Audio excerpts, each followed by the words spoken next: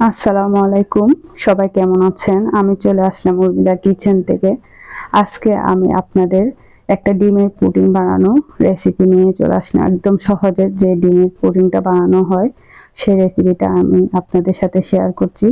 তাই আমি 4টা ডিম ভালোভাবে একটা বাটির মধ্যে আমি মিক্স করে নিচ্ছি। অনেকক্ষণ পর্যন্ত আমি এটা মিক্সচার করে নিব। তারপর আমি স্বাদমতো চিনিটা দিয়ে দিচ্ছি। চিনিটা আপনারা যেরকম খান ওভাবে দিবেন, কমও দিতে পারেন, একটু বেশিও দিতে পারেন, যেভাবে খান। আমি 1 কাপের মতো নিয়েছি। তার থেকে আমি অল্প চিনি দিয়ে আরও কিছুক্ষণ নাড়াচাড়া করছি। আমি অল্প অল্প চিনি অ্যাড করছি।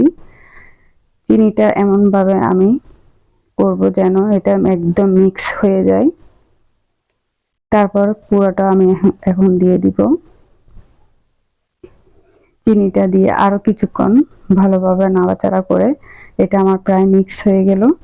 তার মধ্যে আমি একটা হাঁড়িতে আধা লিটার মতো প্রাণের দুধটা নিয়েছি। চাইলে আপনারা অন্য দুধও নিতে পারেন। আমি প্রাণের দুধের সাথে আর কোনো গুঁড়া দুধ বা কোনো কিছু অ্যাড করি নাই।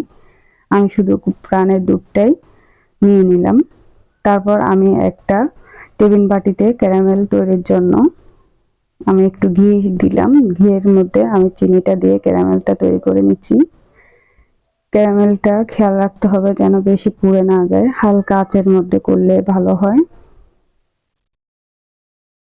হালকা একটা কালার চলে আসবে, ব্রাউন কালার। কালারটা আসলে দেখতে পুডিংটা অনেক সুন্দর দেখায় এবং লোভনীয় লাগে। তারপর আমার ক্যারামেলটা প্রায় হয়ে আসছে। এর মধ্যে আমি চুলাটা কিছুক্ষণ পর বন্ধ করে দিব। তারপর আমি এটা ঠান্ডার জন্য কিছুক্ষণ রেস্টে রেখে দিব। আমার কালারটা হয়ে গিয়েছে প্রায়। এই পর্যায়ে আমি দুধটা কিছুক্ষণ ঠান্ডা করে নিয়েছি।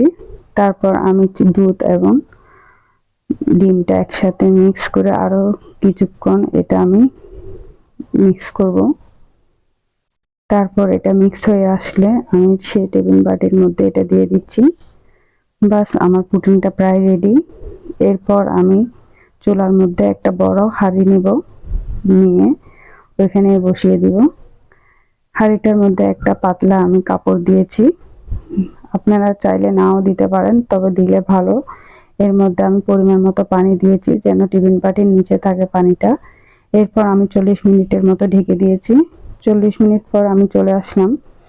এরপর আমি দেখবো এটা হয়েছে কিনা একটা কাঁটা চামচের সাহায্যে। আমি এটা কাঁটা চামচে দিয়ে একটু দেখবো, যদি কাঁটা চামচে এটা লেগে থাকে তাহলে আমার এটা হয়নি, আর যদি না লাগে তাহলে এটা হয়েছে। আমারটা প্রায় হয়ে গেল। এরপর আমি এটা নামিয়ে কিছুক্ষণ রেস্টে রেখে দিয়েছিলাম। তারপর আমি একটা প্লেটে এটা সাজিয়ে নিলাম। দেখেন আমার পুডিংটা কেমন হয়েছে আর কেমন লাগছে এটা আপনারা কমেন্ট করে জানাবেন।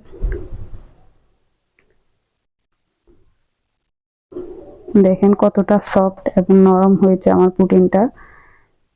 খেতে অনেক সুস্বাদু হয়েছে।